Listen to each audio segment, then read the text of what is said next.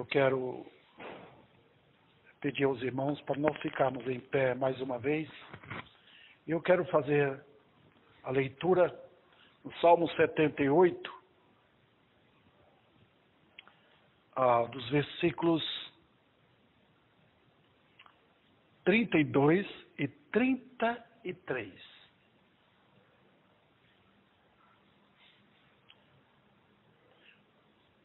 Com tudo isto, ainda pecaram e não deram crédito às suas maravilhas.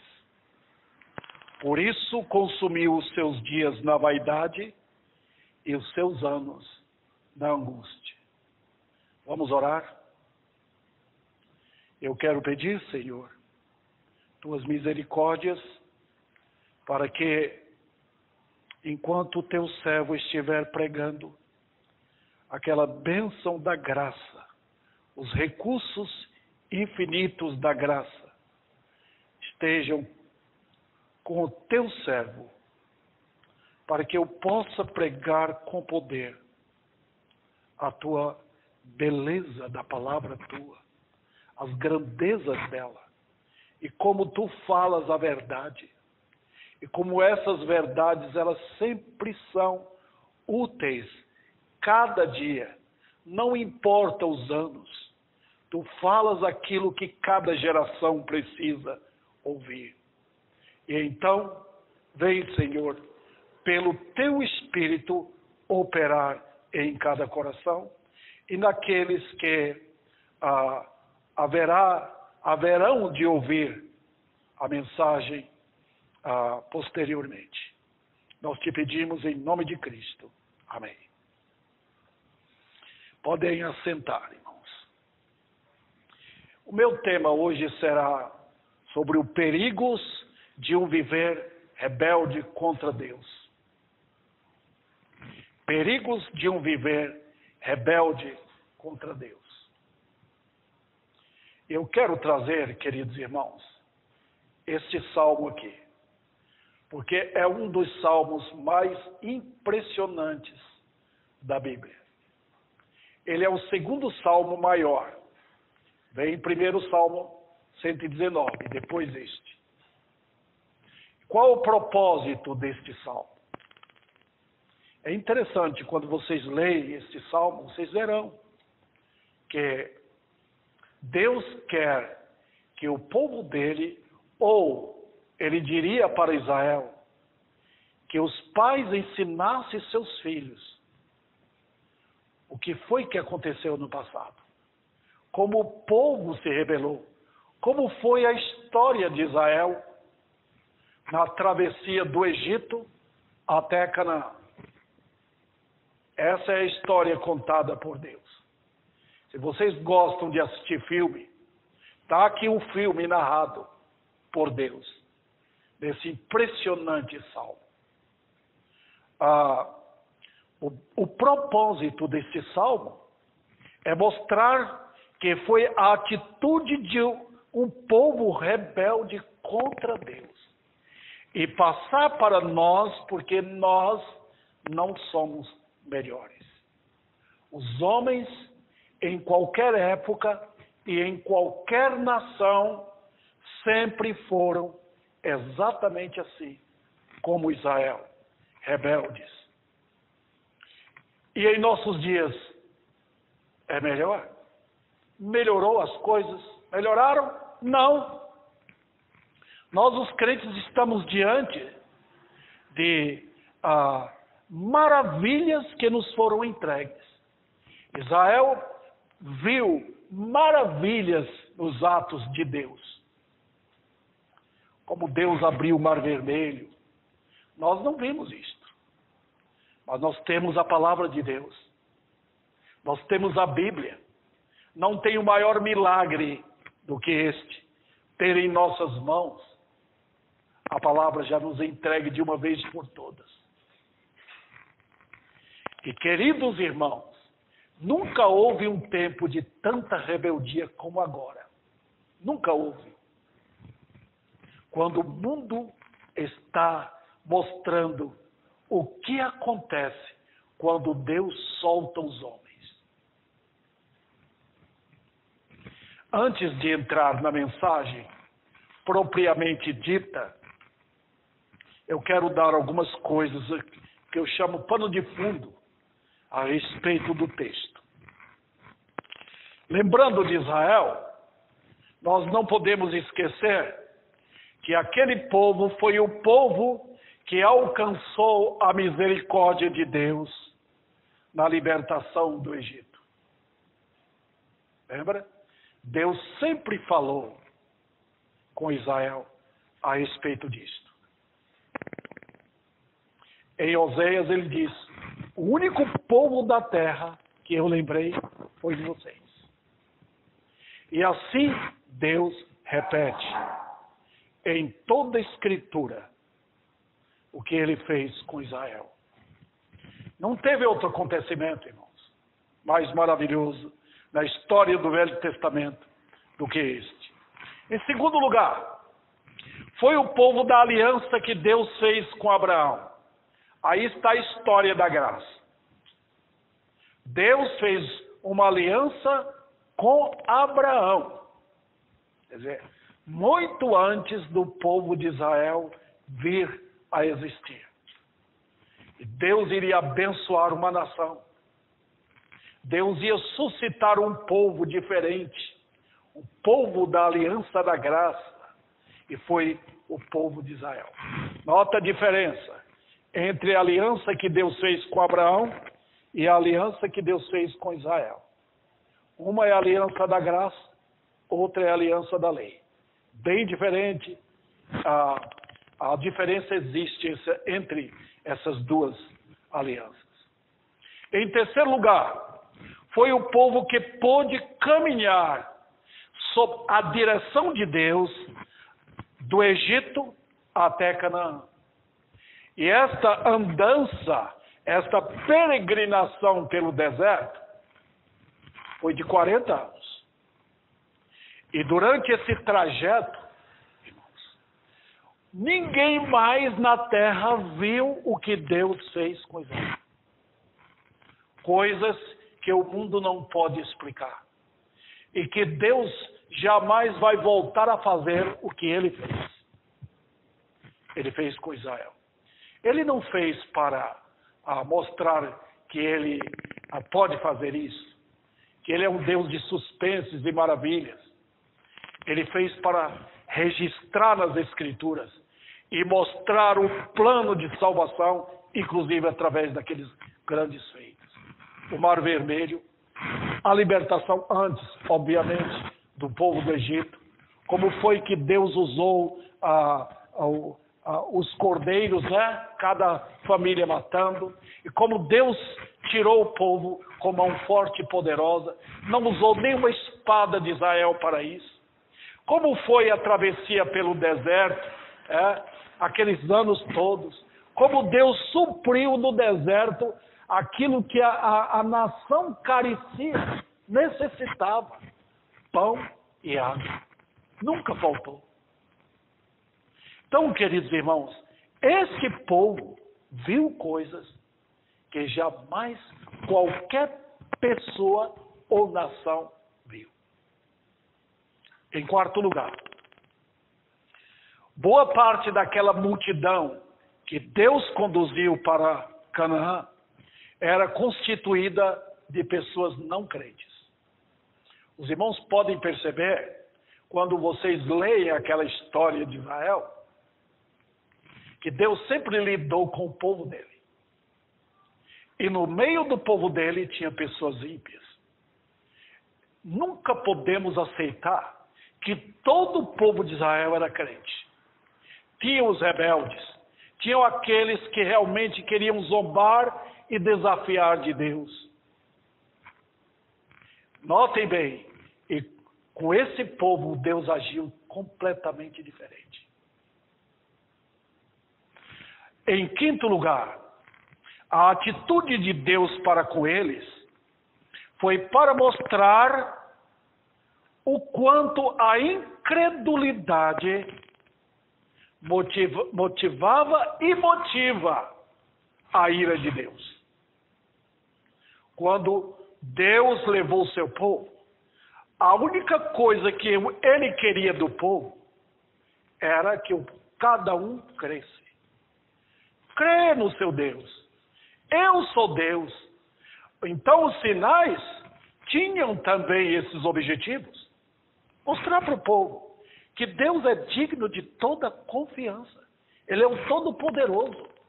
Era para o povo crer. E não agir como agiram muitas vezes.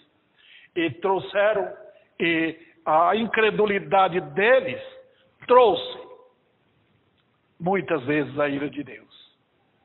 Em sexto lugar, a punição deles veio para mostrar, nota como o assunto é prático para nós hoje. O que Deus faz com homens e mulheres que se rebelam contra a palavra dele. Em qualquer tempo, em qualquer época, especialmente hoje, quando há tanta busca por prosperidade, quanto há tanta busca por Deus pelas coisas do mundo. E o alvo é que a igreja viva em temor. Era para Israel temer, é para a igreja temer. Homens e mulheres crentes temer a Deus, o que nós não estamos vendo em nossos dias. Um temor e até tremor. Diante disso, queridos irmãos, procurarei destacar 3 lições básicas que emergem do texto. A primeira, nós vamos ver os atos de rebelião do homem contra Deus. Em segundo lugar, veremos os castigos de Deus que aparecem aparentemente como pacotes de bênçãos. E em terceiro e último lugar, os horrores vistos nos anos finais. Agora eu quero que os irmãos examinem o texto e voltem para os 2 versículos que eu li. Com tudo isto, ainda pecaram e não deram crédito às suas maravilhas. E por isso, consumiu seus dias na vaidade e os seus anos na angústia. A primeira lição, então, os atos de rebelião contra Deus. Onde descobrimos isso? Olha o versículo 32. Sem embargo, continuaram a pecar. Está falando de Israel. Que diante de todas as maravilhas feitas por Deus no deserto, eles não pararam de pecar. É essa a atitude do homem no pecado. Aquelas maravilhas não foram feitas para que Deus exibisse coisas grandiosas e atrair seus corações. Não. Deus estava cuidando do povo dele. Deus estava lidando com os filhos dele. Deus estava guiando seus filhos. Deus, em sua sabedoria e liderança, ele sabia como fazer. Os atos maravilhosos dele, como, por exemplo, abrir o Mar Vermelho e fazer o povo atravessar por terra seca na profundeza do mar. O povo de Deus aprendeu a crer. O povo não crente, o Israel arrogante e incrédulo, olhou aquilo como se olha no cinema. Eles viram como um filme. Que maravilha, que poder! E depois aquilo apaga. É assim que o povo vê milagre. Mas notem, queridos, o que aconteceu naquele tempo. Para eles, as maravilhas de Deus não eram motivos para adorar a Deus, se humilhar perante eles. Mas as maravilhas de Deus eram motivos para que eles requeressem de Deus coisas que Deus não prometera. Olha aqui. E foi isso exatamente o que aconteceu. O Senhor não é Deus? Por que não abre uma mesa para nós no deserto? O Senhor não fez maravilhas? Faça novamente. Traz aquilo que nós comíamos no Egito. Traz essas festas. Traz carne. Nós queremos ver o Senhor fazendo isso. Então, queridos irmãos, olha o que a incredulidade faz. A credulidade, a fé verdadeira, ela se humilha. Ela cai perante Deus. A incredulidade, entretanto, não. Ela fica debochando de Deus. Ela desafia Deus. Ela tenta Deus. É assim que a incredulidade faz.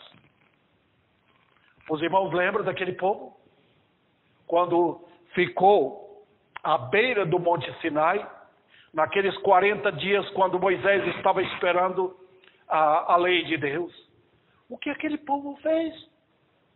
A fé era para reunir todos e adorar a Deus, cantar louvores a Deus, lembrar do que ele havia feito no Egito, lembrar da passagem do Mar Vermelho, lembrar como o exército egípcio ficou morto no fundo do mar. Mas o que eles fizeram? Vamos criar nossos próprios deuses. E fizeram a réplica do bezerro de ouro, com bezerro de ouro. Que coisa terrível, irmãos. E ali, eles promoveram, com esse ídolo, promoveram o quê? Um verdadeiro carnaval. Eles levantaram para farrear. E não adorar a Deus. Então, ao invés de ter um povo vitorioso, tinha um povo derrotado. Ali. Queridos irmãos, o que parece ser fé, como nós vemos em nossos dias, na realidade, é uma rebelião inata. É uma manifestação de deboche com Deus. A fé se humilha. O rebelde endurece. A fé não busca grandes coisas. A fé se deleita em Deus. A incredulidade se deleita no mundo. A fé quer se agradar no seu Senhor. A incredulidade quer coisas de Deus aqui no mundo. Nós pensamos, com toda a nossa ignorância, que se os homens enxergarem maravilhas, que eles vão se converter, que se o Senhor fizer coisas extraordinárias aqui em qualquer lugar, se curar os enfermos, se ressuscitar os mortos, eles vão se converter. Nunca foi assim. Nunca. Nunca os sinais e maravilhas trouxeram arrependimento. Trouxeram mais incredulidade. Foi assim nos dias do nosso Senhor aqui, quando Ele fez tantas maravilhas, tantos sinais, tantos prodígios, que milhares deles não foram registrados. Mas o povo se converteu? Não. Pelo contrário, durante o trajeto do Senhor, quantas vezes as multidões pegavam pedras para atirar no Mestre. E fizeram por último, quando reuniram judeus e gentios perante a cruz, para gritarem num só som: crucificai-o. O que acontece com os homens? Por que eles querem maravilhas? Por quê? Por que essa rebelião contra Deus? Porque eles querem pecar. Eles querem bens. Eles querem comida. Eles querem saúde. Eles querem conforto para continuarem em seus pecados. Eles querem entrar numa igreja e sair dali para suas maldades lá fora. Eles querem usar uma Bíblia na mão para ver se Deus abençoa seus trajetos perniciosos. Eles querem isto. Não foi assim com Israel? Quando tinha um momento que parecia ser bênção de Deus, eles estavam prontos a entrar nas maldades dos próprios gentios. Eles vão rejeitar a bondade de Deus, eles vão rejeitar a benignidade de Deus, eles não querem a história da cruz, eles querem ouvir que Deus vai dar bênçãos materiais para eles, a fim de continuar em seus trajetos de pecado, em sexo ilícito, em suas mentiras e desonestidades. Eles querem isso. É esse o tipo de Deus que eles querem. Outro detalhe. Mesmo que sejam tratados com punição e rigorosa disciplina, eles vão agir do mesmo jeito. Dá uma olhada no versículo 34. Presta atenção. Quando os matava, então procurava. E voltava, de madrugada buscava Deus. Versículo 35. Se lembravam de que Deus era sua rocha, e o Deus Altíssimo seu Redentor. Todavia, lisonjeavam-no com a boca, e com a língua lhe mentiam, porque o seu coração não era reto para com ele, nem foram fiéis na sua aliança. É o que temos hoje. Você pode estar numa igreja, você pode estar cantando, pulando, levantando as mãos, dizendo aleluia, glória a Deus, mas é tudo lisonjas, porque ao sair dali, você já tem planos com o mundo, você já tem um pacto com o mundo, você já sai dali pronto para desafiar a Deus com seus pecados. Eles vão parecer muitos que se arrependeram, mas a realidade é que as punições não mudam os corações dos homens. O que é que a punição faz? Escondem os pecados por um tempo. Ninguém consegue segurar o homem no pecado, a não ser que haja novo nascimento.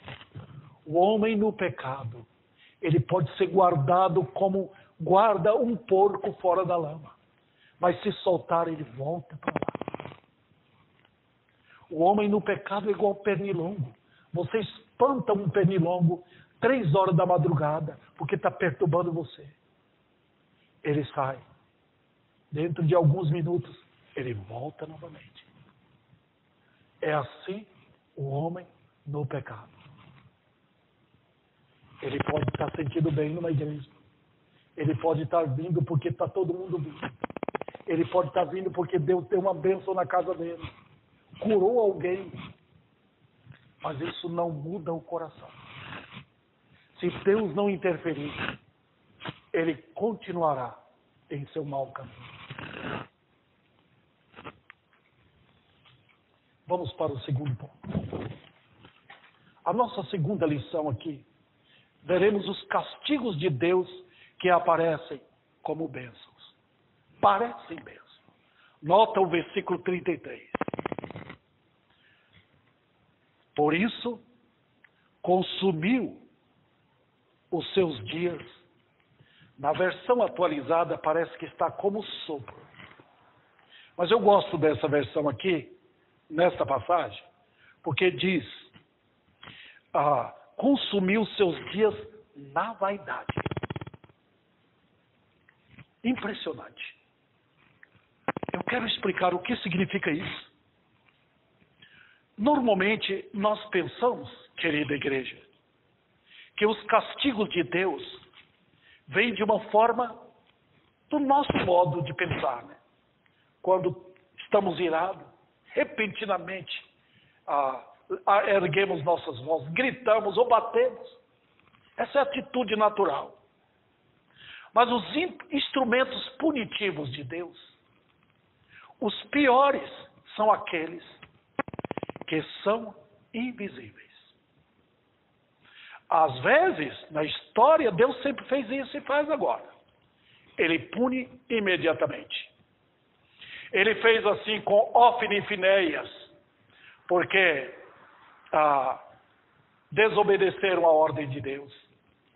Fez assim, meus irmãos, com os filhos de Arão, morreram imediatamente. Mas nem sempre Deus mata alguém imediatamente. Como é que ele faz?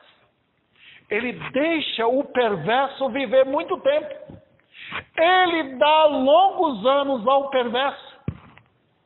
Ele dá prosperidade ao perverso.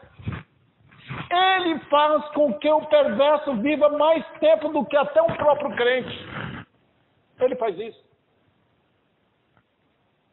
Então, o que acontece? Quando ele entra na sua ira, como castigo, normalmente Deus utiliza aquilo que os homens querem. Eles querem prosperidade, Deus diz, toma. Você quer bens? Toma. Você quer amigos? Toma. Você quer saúde? Toma. Mas notem, queridos irmãos, o que acontece é que Deus injeta nos dias deles sua ira. É como nós fazemos quando temperamos uma carne. Nós furamos a carne toda e depois enfiamos o tempero para dar sabor à carne. Quando Deus faz isso com aqueles que rebelam contra a palavra dele, ele enfia a ira dele dentro dos dias dele. É o que diz o versículo 33. Consumiu os seus dias na vaidade. Como é que funciona isso? Os irmãos lembram quando o povo queria comer carne. O que é que Deus fez? Toma. Mandou codornizes. Encheu o arraial de Israel. Era comida para mais de 3 milhões de pessoas. Todos comeram carne como eles queriam comer. Mas ao comer, a ira de Deus estava ali. Não era uma comida com a bênção de Deus. Era uma comida então venenosa, por assim dizer. Porque milhares morreram naquela comida. O que Deus faz? Ele faz com que experimentemos o horror do castigo dele quando entrega a vaidade. Ele faz isso com moças, com rapazes, com meninos, com meninas, com homens, mulheres, qualquer um que se rebela contra ele. O que significa vaidade? Vaidade significa que os dias seriam usados. Quantos dias seriam? Soma todos. Soma os dias do ano. Quantos anos você vai viver? Soma tudo aquilo. Conta os seus dias. Os dias seriam usados não como bênçãos de sabedoria, não como os dias para retirarmos dele conceitos de vida sábia, prudentes, de temor, de pureza, de santidade, mas apenas de completa vaidade. Como assim? Quando Deus dissipa os dias em vaidade, o que acontece? Veja bem, eles, no caso Israel, seriam envolvidos nos corações pelas ondas da paixão. Presta atenção, querida igreja. Quando Deus pega um povo, ou pega alguém, e injeta nos dias deles a vaidade, a ira dele como vaidade, é a primeira coisa que acontece. as pessoas são dominadas pelas suas paixões. Como assim? O que você verá é que terá apenas interesses terrenos. Ele faz isso.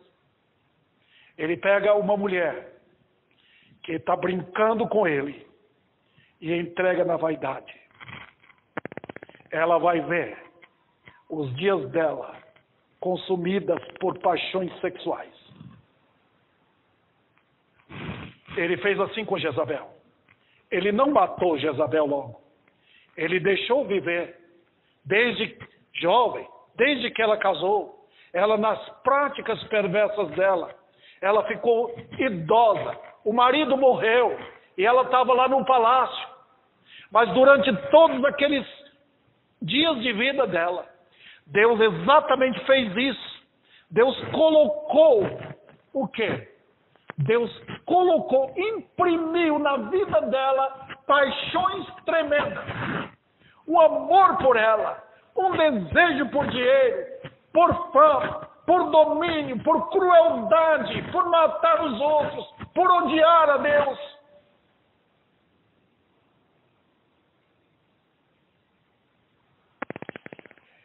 Ele faz isso com os rapazes, com os homens também.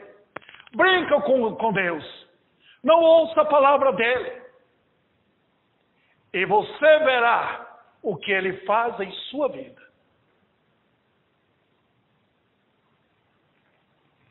Ele injeta também, irmãos, em paixões por interesses terrenos.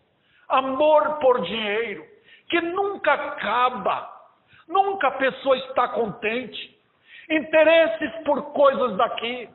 Uma vida ocupada com isso. Uma dedicação para que os filhos ganhem mais também. E a vida será assim. Nunca haverá interesses por coisas eternas.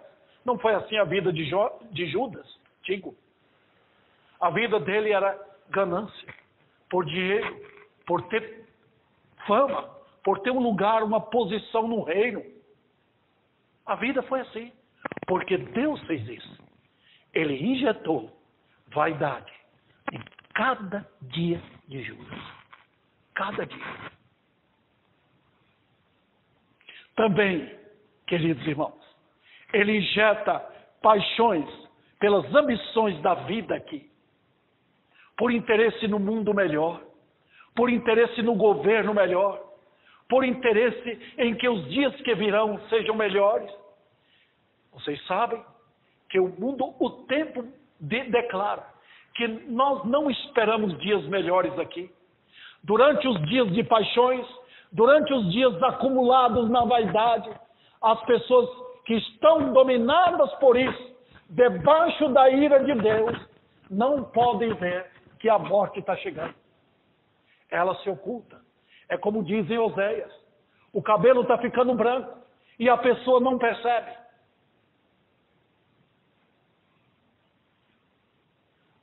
Também há uma ambição pelas alegrias passageiras.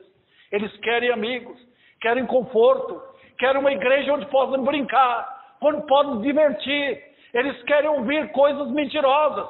Eles querem ouvir palavras de falsos mestres. Faz parte de Deus injetar nos dias o que ele chama de vaidade.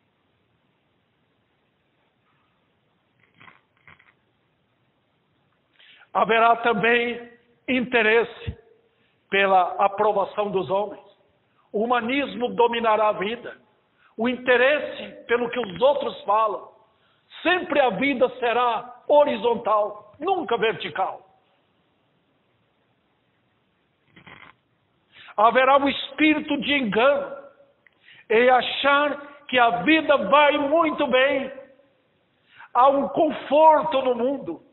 Há um interesse em deitar no presente século e achar que está indo muito bem, está tudo ótimo, não tem nada de errado. Sim, há também na vaidade um perigo de achar que sentimentos bons são bênçãos de Deus.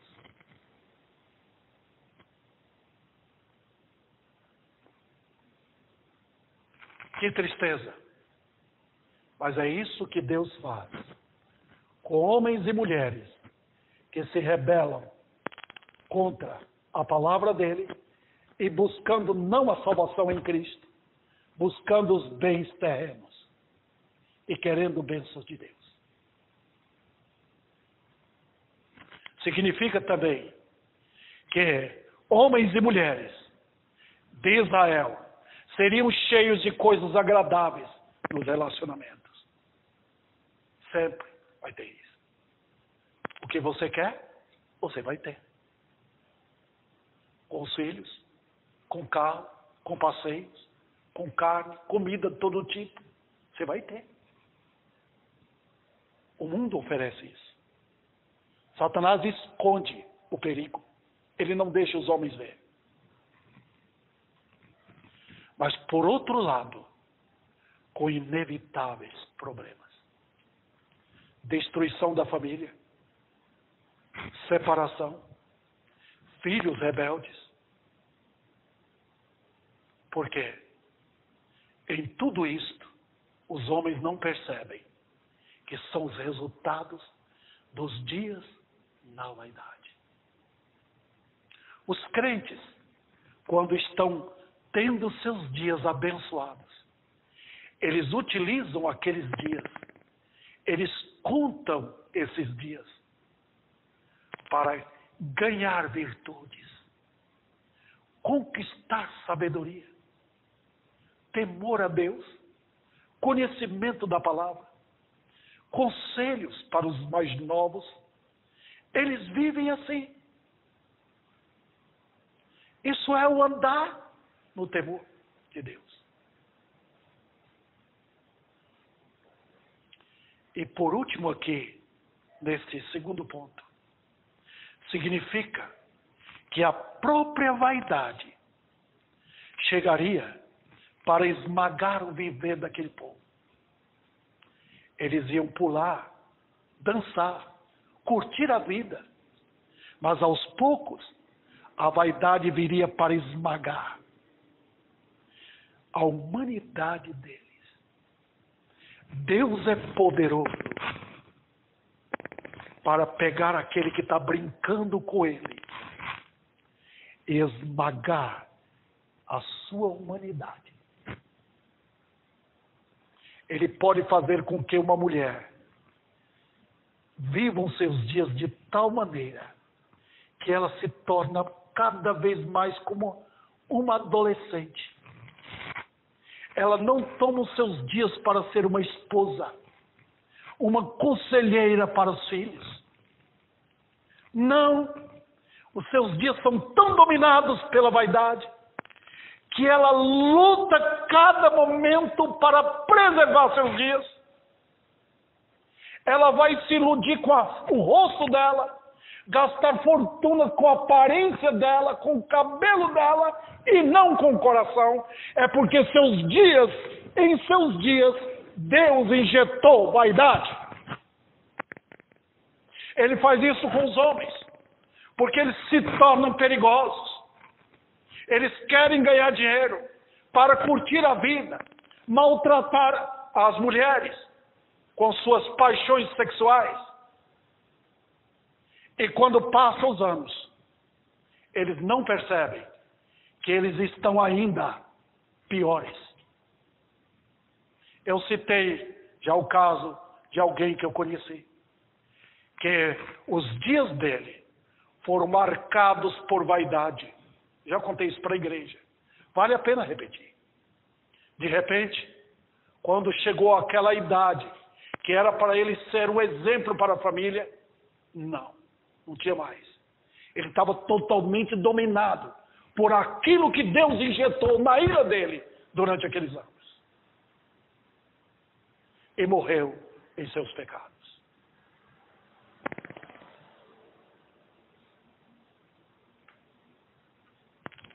Vamos para a parte final. Os horrores vistos nos anos. Olha o versículo 33.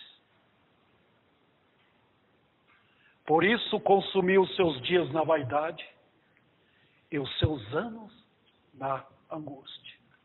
Agora os irmãos vão relacionar uma coisa com outra. Presta atenção. O que vemos no final do versículo é a consequência do que vemos no começo do versículo. Olha o que acontece quando Deus entrega homens e mulheres a uma vida de vaidade. Quando Deus injeta vaidade nos dias. É que os anos serão, no final, anos de angústia. O que é isto? São coisas que nós devemos lembrar, querida igreja. Por que angústia? Os irmãos percebem que não é mais vaidade. Na vaidade, eles riem. Na angústia, eles choram. Na vaidade, eles estão totalmente iludidos de que vai melhorar mais ainda. Na angústia, eles percebem que não tem mais jeito. Lembra, Jezabel? Porque quando chegou os anos de angústia, os momentos terríveis, no final da vida dela, ela ainda tomou posse de quê? Da vaidade. Ela foi no quarto, ela pegou o batom, passou. Todo o cosmético dela, ela passou. Achando que a vaidade iria corrigir o perigo. De maneira nenhuma. Quando o ano chegou, o dia da vingança, ela foi tomada pela súbita angústia de uma morte terrível que a levou para o castigo eterno. Oh, querida igreja, que isso nos acorde. Na angústia, por quê? Porque com o coração duro, as pessoas não percebem que os anos vão se deteriorando. Deteriorando o viver externo. Se não tem nada interno para dar um pujante poder no coração, então a vaidade causa um engano por fora.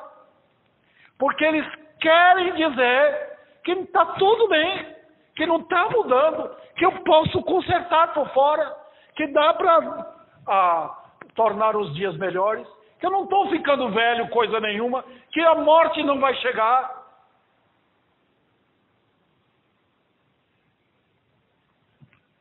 Mas o que acontece é que está chegando a angústia.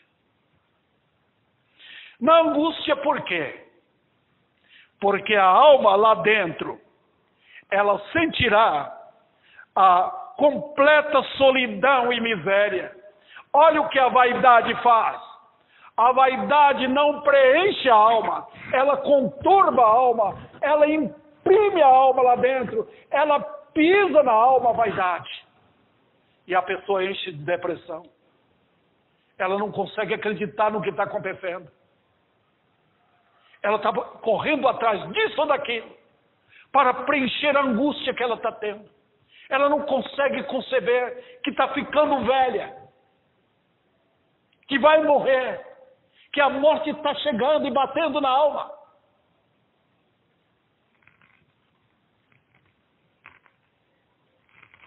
Ela começa a se sentir só. Nada enche mais. Nem uma casa, nem os prazeres, nem os filhos, nem os amigos. Tudo acaba.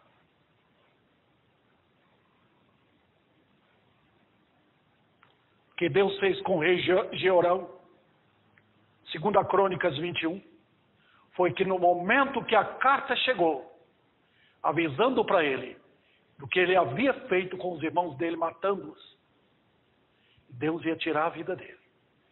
Imediatamente, cancelou todo sentido e senso de perigo. Ele viveu na vaidade até que a angústia chegou, com um câncer no intestino.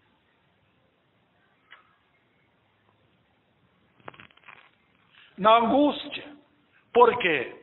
Porque a presença da morte começará a chegar e a anunciar que o pecador terá de enfrentar o horror do juízo de Deus, brincou com Deus, brincou com a lei de Deus, brincou com a palavra de Deus, não quis ouvir a verdade, queria de Deus bênçãos materiais. Deus está dizendo: e agora? Onde estão seus ídolos? Onde estão seus amigos? Onde está aquele que você confiava? Onde está o seu dinheiro? Seus deuses? Onde está? Agora eu cheguei. E agora é o terror da ira dele.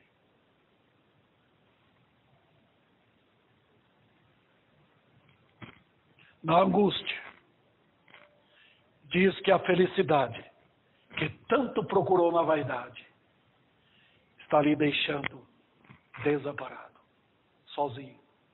Não tem médico, não tem pai, não tem esposo, não tem filho. Deus está soltando. Foi assim com Senaqueribe, que no momento final, quando ele correu para procurar abrigo no seu palácio, encontrou seus 2 filhos que o mataram. Não brinque com Deus.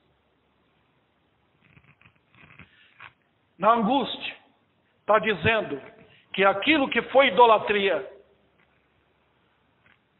não lhe trará nunca mais felicidade.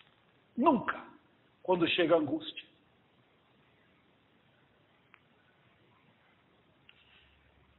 Na angústia, diz que a vida é uma miséria e que há ameaças constantes em tudo.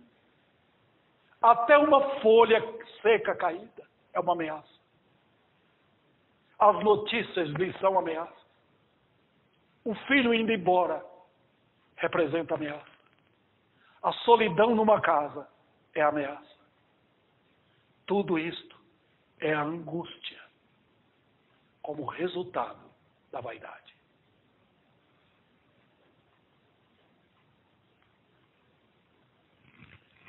Também, na angústia, é porque a vaidade lhe roubou as forças.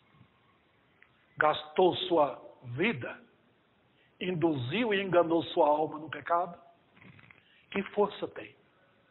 A força de um homem é aquilo que ele recebe do poder de Deus. É a força da sabedoria.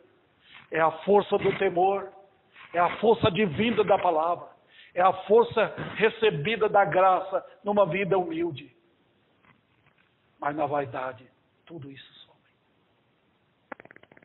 Seus olhos começarão a ver terrores para todo lado. Agora não tem nada que possa lhe fazer forte ante o terror de uma enfermidade e da presença angustiante da morte física e da morte eterna. Tem resposta? Tem. A mulher adúltera, ela percebeu, pela graça, o quanto foi louca a sua decisão de servir ao pecado. Ela gastou seus dias na vaidade, e quando foi chegando a angústia, ela teve a misericórdia da parte de Deus de encontrar Jesus. Foi um caminho aberto da graça, chamando aquela mulher ao arrependimento. E ela foi, por assim dizer, abraçada pelo perdão do Senhor. Tem resposta? Tem. Olha o ladrão na cruz. Foi ali de repente. Foi assim. Deus mudou o seu coração. Deus abriu-lhe os olhos. E ele viu, num instante, o que foi a vida dele no passado. O que ele havia feito com o amigo dele. Ele olhou, como que dizendo: nós gastamos nossa vida na vaidade, vivendo na injustiça. E agora o que nós merecemos? Foi esse o momento incrível da graça de Deus, operando na vida de um homem à beira da morte. Só Deus pode fazer isso. Quando há arrependimento, homens e mulheres eles miram o passado. Eles olham o caminho tortuoso que eles fizeram. Foi essa a mensagem de João Batista para Israel. Consertai o caminho do Senhor, endireitai as suas veredas, chamando o povo ao arrependimento. Olha a vaidade de vocês, olha o que fizeram lá atrás. E venha Cristo. Foi essa a mensagem de Pedro em Atos 3. Arrependei-vos e convertei-vos para serem cancelados os vossos pecados. Olha que coisa. A graça acaba com a vaidade e cancela a angústia. Oh, queridos, eu pude mostrar para vocês o horror de um viver agarrado ao egoísmo, ao prazer, sem se humilhar perante o Senhor. A mensagem que eu tenho hoje à noite é um convite a todos ao arrependimento. A homens e mulheres que estão vivendo no pecado, aos jovens, adolescentes, que estão gastando as suas vidas na vaidade. É um convite a vir a Cristo, é um convite a vir à cruz, é um convite para chegar, porque pelo sangue da cruz, os pecadores são purificados. E tudo muda. O caminho agora não é mais de vaidade. É um caminho rumo ao céu. Um caminho pisando firme na sólida obra da cruz. E andando consciente aqui. Tem alguém arrependido? Tem uma alma que hoje quer esta tão grande salvação? Jesus agora está pronto a salvar perdidos. Vamos orar. Meu Senhor, vem agora para falar aos corações, para levar pecadores ao arrependimento, chamando-os da morte para a vida, tirando-os desta miséria. Tu deste esta passagem no Salmo 78, para mostrar que aquilo que ocorreu com Israel no deserto é o que ocorre com milhares que hoje desafiam a Deus. Eu te peço tuas misericórdias para que pecadores hoje cheguem ao arrependimento. Em nome de Cristo. Amém.